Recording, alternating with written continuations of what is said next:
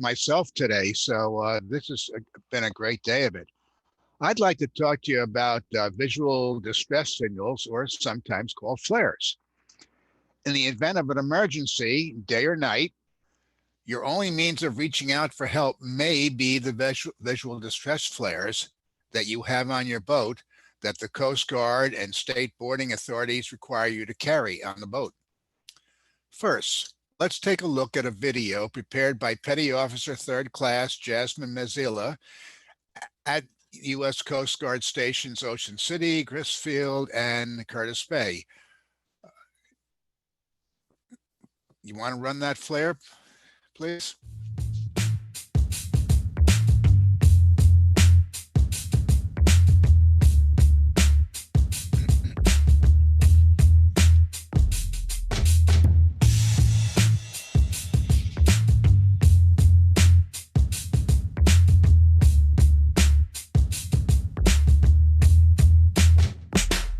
Most flares have a distinct rise and fall. Typically, you'll see the flare go up and then come down, or you'll see it descend at a slower rate depending upon the type of flare that it is, or even handheld flares, which are just as high as a person can hold them. Typical distress flares are red or orange. If you see a flare, we're going to have several questions for you. How long did you see it? How long did it burn for? How many did you see? What color it was? We're going to try and figure out how high it was in the sky as far as trajectory. We're also going to try and figure out if there's a boat or anything in the area. Those are the things that we're looking for when we get a flare call. We actually have directions that we have you follow. Normally, the technique I like to use is to have you put your hand out on the horizon like a coffee mug, and you just count up on your fingers how high the flare is according to your fingers. And if it goes past those fingers, you just stack up with another hand.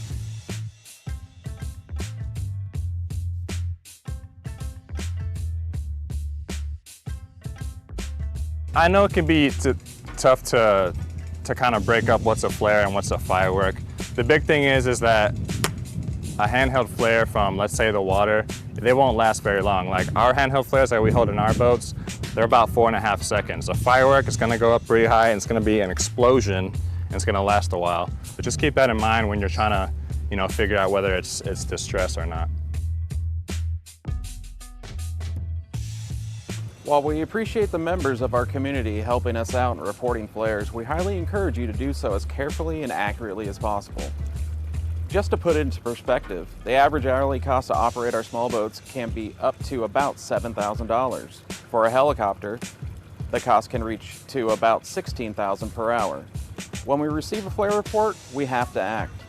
When a false report comes through, it may hinder us from reaching a real emergency.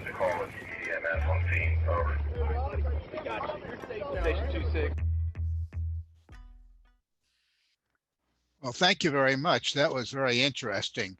As shown in the video, there's numerous types of flares, both handheld and pyrotechnic. So let's take a look at an example of some of the flares that are approved by the Coast Guard on board vessels. First of all, the first slide here, you can see there's pistol flares, there's electronic flares, there's some handheld flares. You notice I've also shown a little horn there.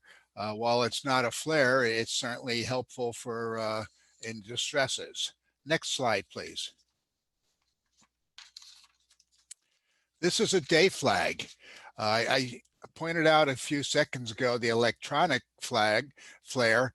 That one's for at nighttime. Obviously, it would be very difficult to maybe see the electronic flare in the daytime. So if you're using an electronic flare on board your boat, you are required by law to also carry the day flag. Next slide, please.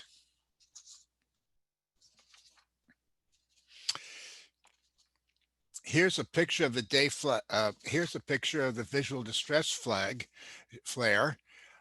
You notice the expiration date on this, a little bit hard to read, but it's very important that you check the expiration dates. From the manufacturing date to expiration is normally 3 years. Slide, please. So as you can see, here's one where it's only 2011. It certainly is expired a few years ago. The one on the right shows it expired October 8.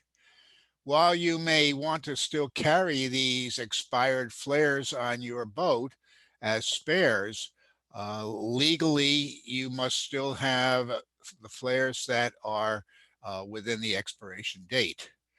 Next slide, please. Here's some pistol flares. You'll notice the pistol flare there. It says the burn time at the top pistol is only 7 seconds.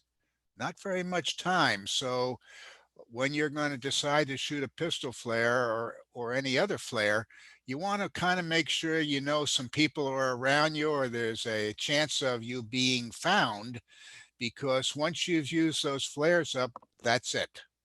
Next slide. Okay, now I'd like to show you a homemade video demonstrating the visibility of the electronic flares. First, you'll see the flare flashing in the daytime.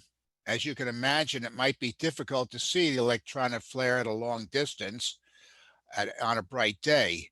This is why the day flag is required, as I mentioned to you already. Next, you'll see an electronic flare at dusk. It's easier to see, but still a small light. Finally, you will see the electronic flare after dark. Now it's much easier to see when reasonably close, but since it is almost at water level, it may be hard to recognize if there's a lot of background lights on the shoreline or a long distance away from a responder. The visibility of any light is limited to the height it is above the water. And it's a line of sight. So it makes good sense to carry both the electronic flare and the pyrotechnic flare. Remember, in an emergency, you may want the best chance of someone seeing you, and having both may make the difference. Can you run the electronic flare? Yeah, there we are. This shows up well.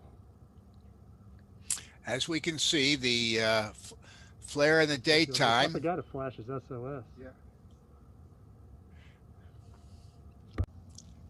Now it's just about at dusk. Well, you can still see it pretty well. And you notice electronic flare flashes SOS.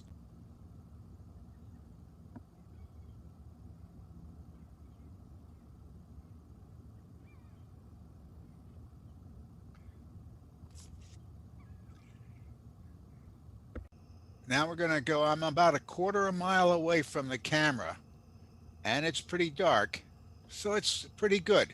But remember, it's only at water level.